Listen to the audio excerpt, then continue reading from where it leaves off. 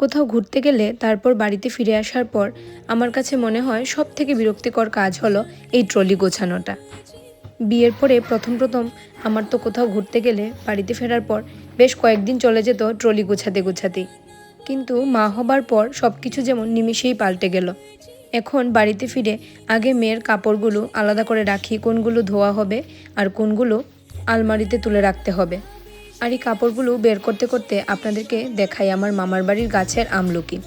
আমার আগের ভিডিওতে আপনারা হয়তো দেখেছিলেন আমি মামা বাড়ি থেকে আমলকি পেড়ে নিয়ে এসেছিলাম। আমার হাজব্যান্ড নাকি কৈলাসহর কোথাও আমলকি খুঁজে পায়নি, তাই আমলকি যখন দেখলাম মামাতো ভাইকে বললাম তাড়াতাড়ি করে আমাকে কয়েকটা আমলকি পেড়ে দে। আর তার সাথে আসার সময় আমার মামি দিয়ে দিয়েছিল এই কুইনোয়া।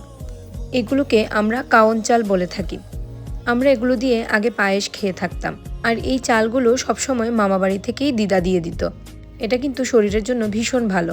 বাজারে আমলকি খুঁজে না পাওয়ায় আমার বর এবিসি জুস বানাতে পারছিল না, তাই মামাবাড়ি থেকে যেদিন আমলকি নিয়ে আসলাম পরের দিনই আমি আর আমার হাজব্যান্ড মিলে এবিসি জুসটা বানিয়ে নিলাম। এই এবিসি জুসটা কিন্তু ইদানিং খুব ট্রেন্ডিংয়ে আছে। এবিসি জুসটা কি জানার জন্য আমি অনেক ঘাটাঘাটি করলাম, অনেক কিছু সার্চ করে জানতে পারলো এবিসি জুসটা কিছুই না। এটি হলো অ্যাপেল, বিটরুট আর ক্যারটের জুস। এতে আমলকিও অ্যাড করা যায় আর তার সাথে ডালিমও কিন্তু দেওয়া যায়। আপনাদের কাছে যদি আমলকি আর ডালিমটা না থাকে আপনারা কিন্তু এই গাজর, বিটরুট আর আপেল দিয়েও বানাতে পারবেন। এটাকে ফ্রিজে স্টোর করে রেখেও অনেক দিন অবধি খাওয়া যায়, তবে আমরা এটাকে যেদিন বানাই সেদিনই খেয়ে নিই। এই জুসটাতে অল্প একটু চাট মশলা আর বিট নুন দিয়ে দিলে টেস্টটা এমনি বেড়ে যায়। তবে খেতে কিন্তু যেমনই হোক এটা কিন্তু শরীরের জন্য ভীষণ ভালো, বিশেষ করে স্কিন আর হেয়ারের জন্য খুবই ভালো একটা জুস। এই জুসটা যদি রোজ খাওয়া যায় আপনার ইমিউনিটি এমনিতেই বুস্ট করবে। এছাড়া আপনার যদি খাবার ডাইজেশনের প্রবলেম থাকে তাহলে আপনার ডাইজেশনটাও কিন্তু অনেক ইমপ্রুভ করবে। এই জুসটার অনেক উপকারিতা আছে, আমি সব কিছু জানি না, যে কটা জানি সেটাই আপনাদের সাথে শেয়ার করে নিলাম।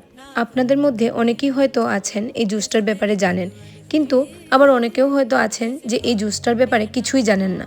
যাদের এখনও এবিসি জুস সম্পর্কে কোনো আইডিয়া নেই তাদের জন্যই আমার আজকের এই ভিডিওটা। এদিকে সব কাজটা সেরে আমি অফিস যাওয়ার জন্য রেডি হয়ে নিলাম। এই সালোয়ারটা কিছুদিন আগে আমার হাজব্যান্ড আমাকে গিফট করেছে।